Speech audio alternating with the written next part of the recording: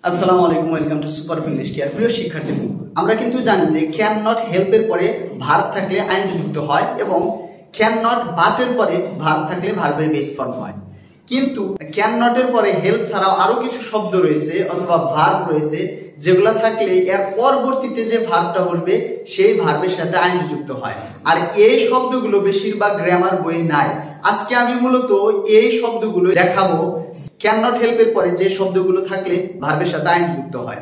এই জায়গায় তোমরা দেখতে পাচ্ছ যে প্রথমে স্ট্রাকচারটা দেখতে পাচ্ছ, সাবজেক্ট প্লাস ক্যান নট অথবা কুড নট প্লাস হেল্প অথবা রেজিস্ট অথবা স্ট্যান্ড অথবা ফেস অথবা bear plus verb plus ING plus extension.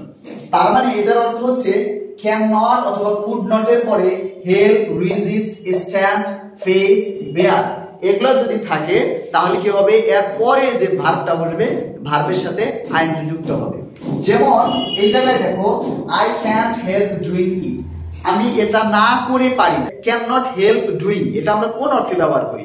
যে কাজটা আমাকে করতে হয় সেই অর্থেই আমরা এটা ব্যবহার করি, অর্থাৎ আমি এটি না করে পারি না। এরপরে যেটা রয়েছে, I could not resist having another piece of cake. এখন ধরো তুমি কারো বার্থডেতে গিয়েছো, সেখানে কেক পেয়েছো এবং সেই কেকটা অনেক মজার ছিল, সেক্ষেত্রে তুমি আরো একটা কেকের পিস নিয়েছো, সেই ক্ষেত্রে তুমি কিন্তু বলতে পারো যে I could not resist having another piece of cake, মানে তুমি নিজেকে আরেকটা কেকের পিস নেওয়া থেকে নিজেকে বারণ করতে পারো নাই অথবা সামলাতে পারো নাই, সেই অর্থে তুমি এটা কিন্তু ব্যবহার করতে পারো। তার মানে কি, ক্যান নট অথবা কুড নট এর পরে যদি রেজিস্ট থাকে তবুও কি হবে, এর পরে যে ভার্বটা থাকবে আইএনজি যুক্ত হবে। এরপরে আরেকটা হচ্ছে আই ক্যান্ট স্ট্যান্ড লাইং। এখন ক্যান স্ট্যান্ড হচ্ছে সহ্য করা, টলারেট করা। এখন এই ক্ষেত্রেও যদি এর পরে যদি ভার্ব থাকে তাহলে কি হবে, ভার্বের সাথে আইএনজি যুক্ত হবে।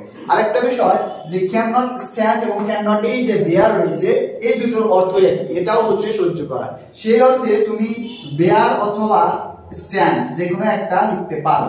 তাহলে I can not bear lying অথবা I can not stand lying, এই ক্ষেত্রে যে স্ট্যান্ড আছে অথবা বেয়ার আছে তারপরে কিন্তু যে ভার্বটা রয়েছে ভার্বের সাথে আইএনজি যুক্ত হয়েছে। সর্বশেষ যেটা রয়েছে, I can face doing my homework. এখন এটার অর্থটা কি?